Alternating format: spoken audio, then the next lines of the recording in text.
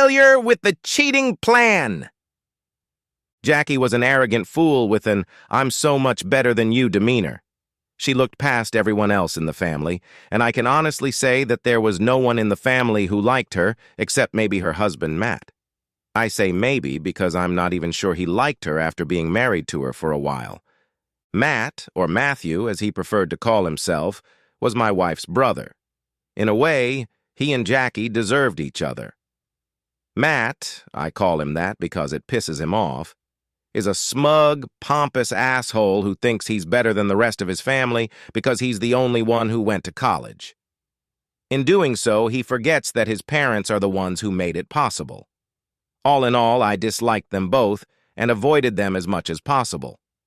Believe it or not, this created some serious difficulties for me.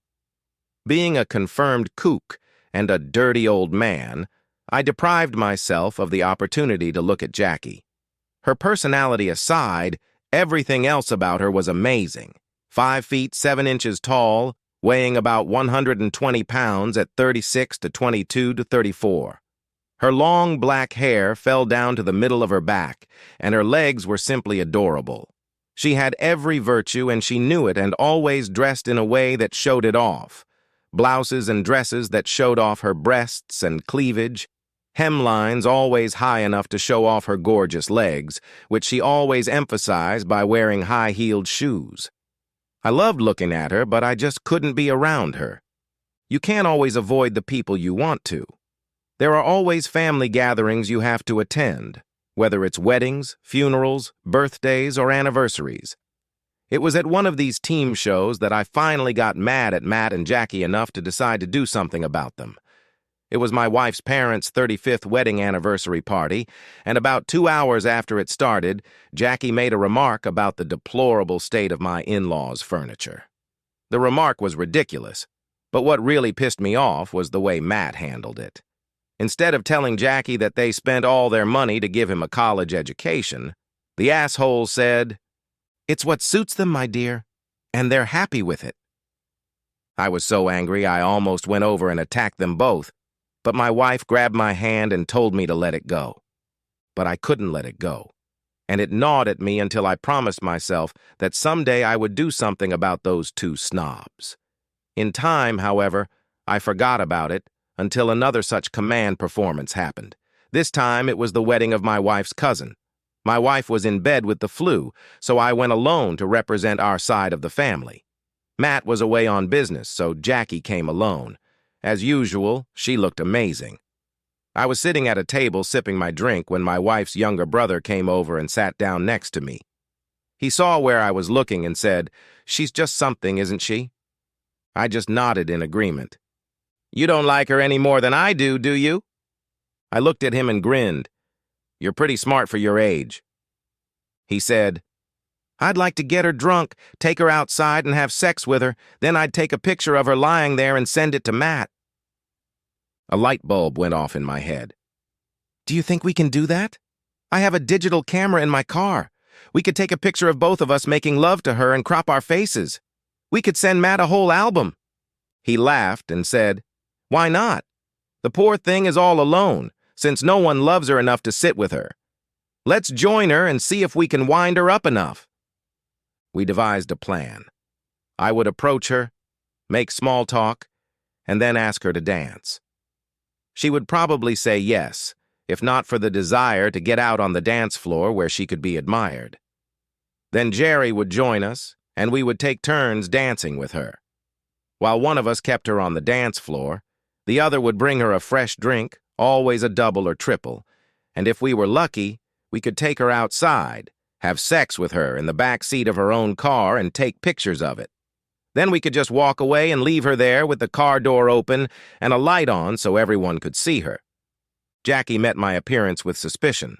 Whatever she wasn't stupid. "What good reason brings you to this table?" "Trying to brighten up a bad night. I'm single and I love to dance. You're single and love to dance. I think if we keep our hands where they belong and not on each other's throats, we'll be fine." "You think so?" On the dance floor, she was a dream. She fit perfectly in my arms and was a great dancer.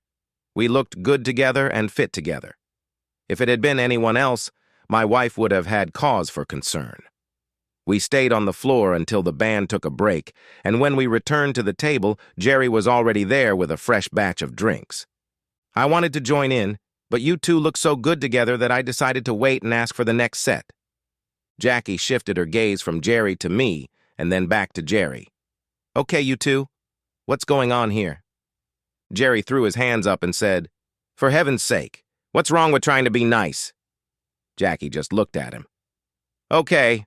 I just thought maybe you could be different when the old stuffed animal isn't around. Jackie's face started to darken, and thankfully the band started playing again, and I pulled her back out onto the dance floor. For the next 3 hours, Jerry and I fed her drinks and danced with her. All of Jackie's drinks were doubles and triples, but I had long since switched from vodka to regular tonic water with lime. As Jackie went through the various stages of intoxication, from chatty, silly to mind-blowing, Jerry and I acted with her. We finally reached the point where I suggested we go outside for some fresh air and escorted her out the side door into the parking lot, with Jerry following. We walked away from the building to my car, and I pulled out my camera and handed it to Jerry. As I was leading Jackie to her own car, she tripped over something, and I caught her. Then my mouth was on her lips, my tongue probing her, and she was thrashing weakly against my chest. I paid no attention to her, and eventually she began to respond to the kiss. Then I turned her around and handed her to Jerry, who in turn handed her back to me. We continued like this for about 5 minutes, and then I picked her up in my arms and carried her to the car. Jerry had her purse and took the keys out of it and unlocked the car. I set her on her feet and kissed her again, and her arms went around my neck and she pressed herself against me. I figured this was going to be easier than I thought. I moved my hands down to her breasts, and she didn't bother to stop me. I pulled her skirt up to her waist, and she didn't stop me. Back seat away, I pushed her back onto the hood of the car and had sex with her. Wow, I thought. Why didn't I try this sooner? When Jerry and I came up with this plan, I expected her to be lying in the back seat, head whipping from side to side, her brain fogged up and not realizing what was going on. Instead, she was lying on the hood of her car, asking me to make love to her.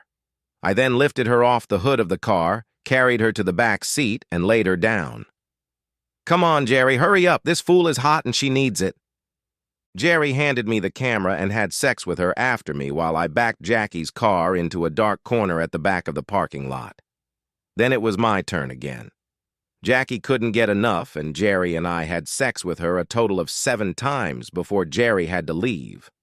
I ended up having to drive Jackie home, and she kept her hand on my body the whole way. I serviced her one more time while she stood in the garage and then carried her into the house and made love to her a couple more times in her bed before the two of us fell asleep. At 6 in the morning, she tried to wake me up again. I felt good with Jackie and made the decision not to have sex with her. That good feeling lasted only 60 seconds. When it became obvious to her that I was dead to love, she shoved me off the bed and, her exact words, told me to get my worthless ass out of her house. I plugged my digital camera into one of my computer's USB ports and opened the photos from the night before. I deleted all the ones where I could recognize Jerry and I and printed out the rest. Then, just in case Jackie opened all the mail, I sent the pictures to Matt in his office. A week went by, and one day Matt showed up at my office. He threw the envelope I sent him on the desk in front of me and said, "Thanks, but I don't need these. I like mine better." He tossed a second envelope on the table. I opened it and found it full of pictures of Jerry and I having sex with Jackie while we filmed her. My private investigator did this. My business trip was set up so I could catch that cheating fool. If you hadn't sent me yours, it would have ended there. But you sent me yours, and I know why you did it. Not to show me that Jackie was cheating on me, but because you wanted to burn her and then rub my nose in it. Well, it works both ways. I sent a copy of my pictures to my sister. Have a good time when you get home tonight. And he turned and walked away. My wife kicked me out of the house, filed for divorce, and got almost everything. Matt kicked Jackie out, and she got almost nothing, too. About a month after the smoke cleared, my doorbell rang, and when I opened it, I saw Jackie standing there. She squeezed past me into the apartment and looked around. God, what a dump! But I guess I'll have to be patient. She turned to face me, still standing at the door, and said, "Close it! You're letting all the flies out." Her attitude was starting to annoy me. Sure, the apartment wasn't a mansion, but it wasn't as bad as she implied. "To what do I owe your presence?" "I thought you'd never ask. I'm your new roommate." The look on my face spoke for itself. "What are you talking about?" "Hey," she said, "you're the reason Matthew kicked me out of the house, so I figured you should provide a roof over my head." I was just about to say, "Over my dead body only," when she pulled her sweater over her head and stepped out of her skirt. She struck a pose and said, "She's still as good as the last time you made love to me? Do you really want me to leave?" She was right, and I was in shock, but I couldn't help but ask, "Why me?" Jackie grinned. "Because you're an asshole, and for some strange reason I'm attracted to assholes. Do you want to show me where the bedroom is?" I would never have believed it. Not in 1,000 years. But as I led her to the bedroom, I thought, this could work. The end! Subscribe to my channel. Thank you.